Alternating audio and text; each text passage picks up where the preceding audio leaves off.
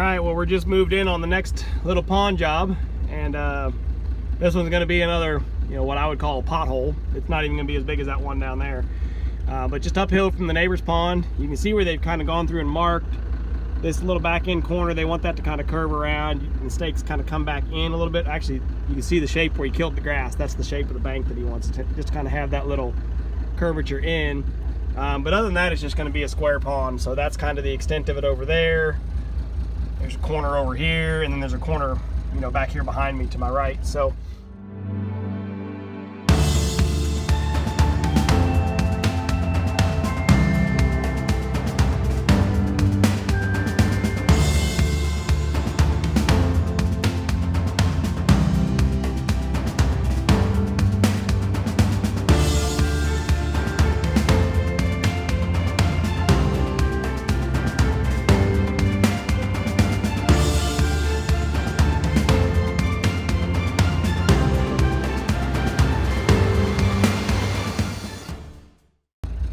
anyway, we're just setting up on it this morning, as far as getting in and figuring it all out. So I'm going to go through first off, and I'm just going to kind of cut the perimeter just to mark it and shape it. And then that way the landowner, he's here, they're only here on the weekend. So I want to make sure and get the pond at least shaped while they're here, and then they can say, yeah, we like it. And then once I get that shape determined, I'll start stripping off all the topsoil. We'll stack it all. We'll stack most of the topsoil. He wants this low spot just kind of filled in a little bit down here, just so it's not so steep when they come through and mow. And then the rest of the topsoil we're going to put over here. He's going to use it, be able to push it out and kind of build more of a basin, because where he's putting this pond is really kind of on top of the hill. I tried to tell him just to put a pond bank right down there, but he wanted to dig the hole and have it be a dug hole instead. So okay, whatever. So he'll be able to have all that topsoil, and he'll be able to just, waste it and be able to kind of extend the basin. Because just looking right out here, you can see it. That's kind of the high point where those couple little trees are at. That's kind of the high point, and then it dips off the other way. So he's going to have to do some grade work to, encourage water to run into the pond, because he just doesn't have a whole lot of natural basin here where he wants to put the pond. So anyway, let me start to get this perimeter cut, and we'll give you some updates along the way. All right, so we've shaped out our perimeter.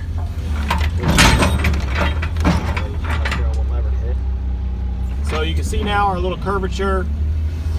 We bow out there, and I swung that corner a little bit wider than they had staked, just so it's a nice round. But then squared it off, round out this corner. This whole edge is basically squared off. Round out that corner a little bit, squared off. And then here we have another one of these bulges. So this one, the round, it doesn't really square off in between, it just rounds out all the way. So you can see it's got this, I don't know what you call it, it's Mickey Mouse ears. The bulge over there and a bulge over here, and it's just a little flat spot in between. I don't know if they're planning on putting like a little, pavilion or something here on this piece, or if they want to put a dock there. But I've got the rough shape done, and then I've just got right here in the middle where I know it's going to be deeper, and I dug me a little test hole. We've only got like 18 inches of topsoil here, and then we hit good clay, so that's really great. We're gonna be able to get them a good little bit of topsoil out of here, but then it's gonna be on clean clay, so stripping back the topsoil won't take me too long. Like I said, I'm gonna be piling topsoil. I'm gonna waste it down there in that low spot. Honestly, with a little bit I got here, I'll probably just waste it all down there in the low spot, and then he can pack it with his tractor to put it over here if he wants to, build a little levee or whatever to help direct water flow. But I need to figure out where they want to, what this little shape is for, where they want to put a dock and whatnot, because they're digging this pond purely for recreation. They said they want to have a fishing hole, maybe a swimming hole. And so I need to know exactly what they want in that aspect so that I can help shape the pond, because I told them, I'll build in some benches and some shelves and stuff like that to give more fish structure. So anyway, for now, I'm just going to get all the topsoil stripped off of it, and I'll start deepening and rounding out this end, and hopefully they'll come back and tell me what to do. Well, we ran into a bit of a problem, and you can see now what looks like a total mess. I started in on right in here on this end of the pond, and I started digging a little, test hole just to see what we had for the soil profile, and I went down through about 18 inches of topsoil and then hit clay. And so I was like, all right, we got clay, we're good to go. I didn't go into the clay. I just said there's clay. So I opened up the whole shape of the pond. I stripped all the topsoil off over there. And then I started on that end, and I went to get me a big bite of clay, and I broke through the clay pretty much instantly and hit sand again. So we have 18 inches of topsoil, about 12 to 18 inches of clay, and then we hit sand. So to give you an idea of the profile, I mean, I've buried the topsoil there now, but basically that's topsoil, that's clay, and then red sand, and now we're down on tan sand, and right below that we hit a white sugar sand. So I went as deep as I could over there. Well, I went down to like almost 20 feet, and it's just sand all the way down.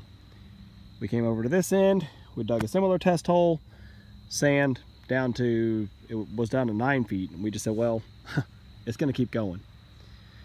So this is a big, really kind of screw up on my part, and I feel like an idiot, because this pond down here, can't really see it behind the topsoil, but it doesn't hardly hold water. And you can see, well, that gives you a little better idea of it. And I thought, well, you know, he's down the hill, maybe, and you can see there's a natural draw down through there. So I thought, well, who knows, you know, maybe that one's just got problems. And we talked to a neighbor the day I came and looked at this. That's his house right over there, so he's got a little pond in here somewhere. And he said, oh yeah, no problem. He said, man, I went through gumbo and down through clay and then more gumbo, and he said, I didn't hit any sign of sand until about 15 feet. I thought, okay, we're good to go. But not the case here. I looked up, after we discovered this today, I looked at the homeowner's well report, which that's his pump house right there. And sure enough, 1 foot of topsoil, 2 feet of clay, and sand down to 35 feet is what the driller said. So that's not gonna work.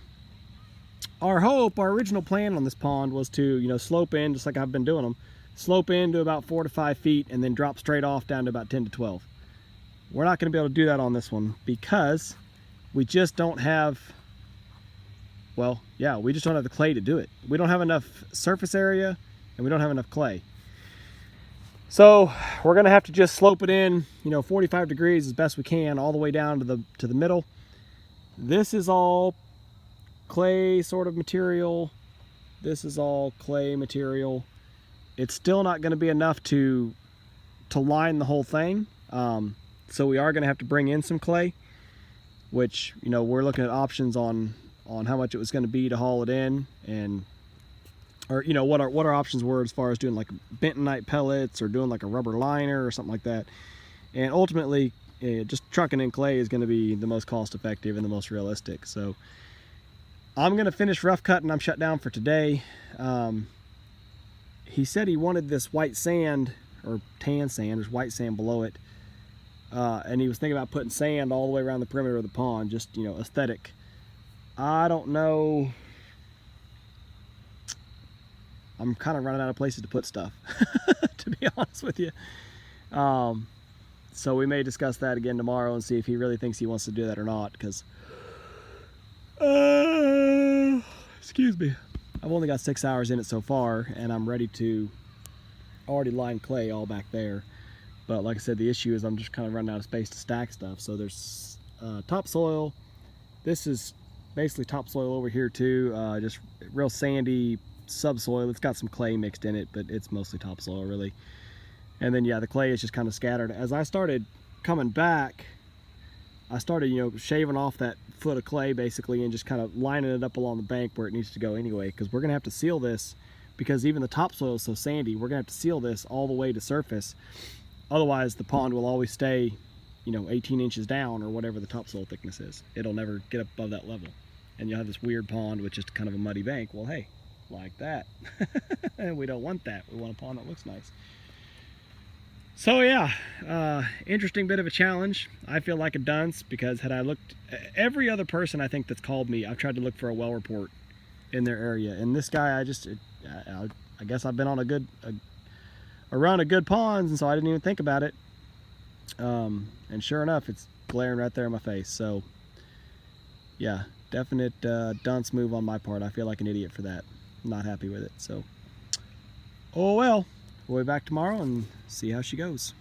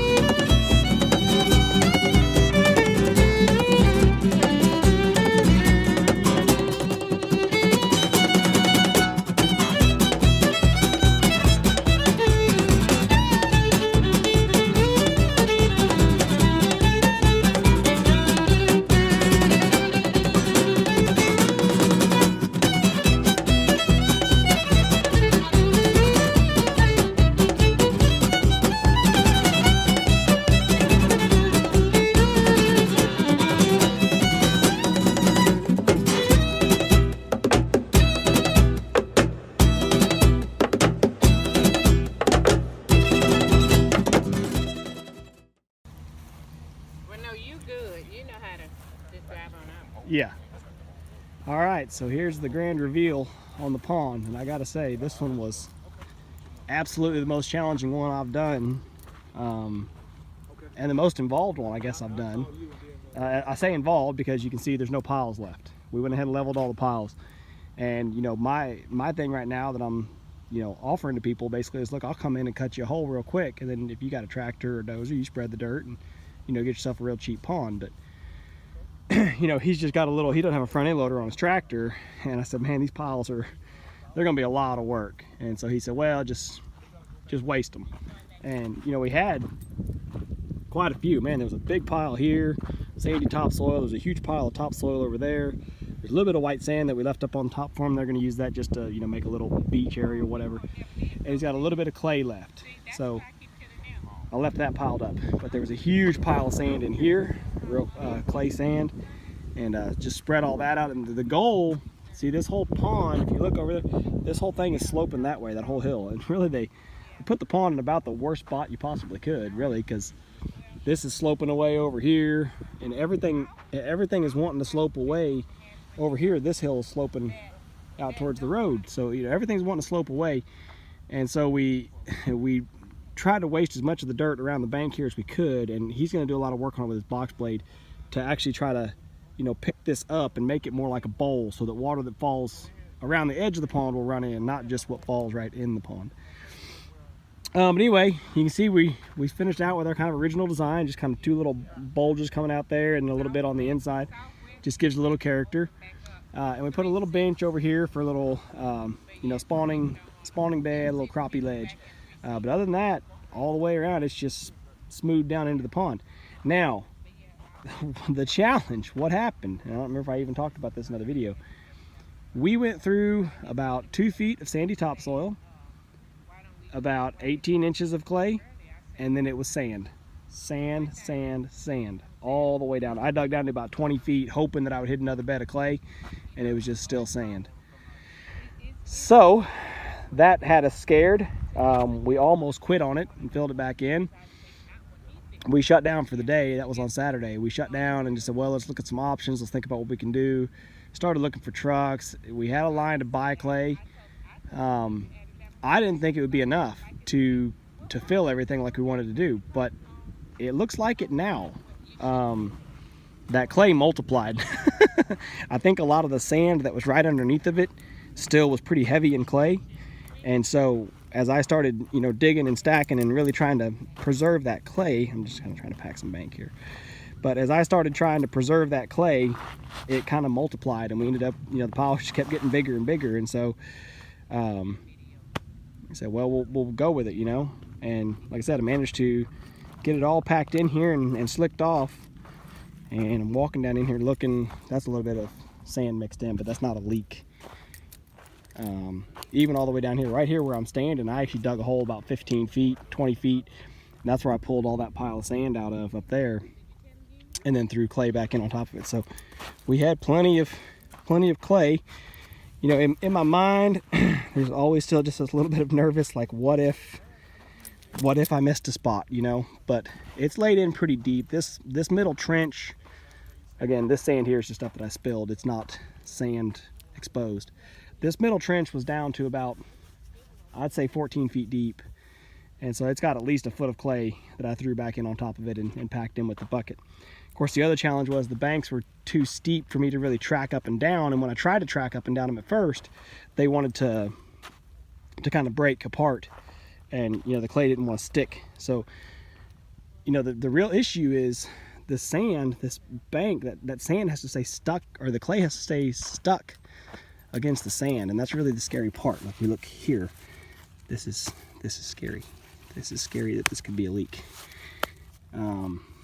But we've at least got the bottom of it filled enough that the bottom's not going to leak out of it. I'm sure of that.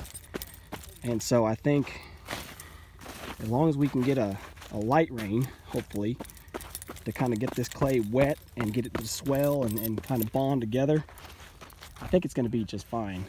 But yeah, this is again, the most challenging one I've done because of that, having to dig all the sand out and then reline it with clay. And so you know, fingers crossed, it's all going to work out. But like I said, I think worst case is if there is a leak, it's going to be somewhere along one of these banks, and so the pond will, the bottom's going to fill up with water.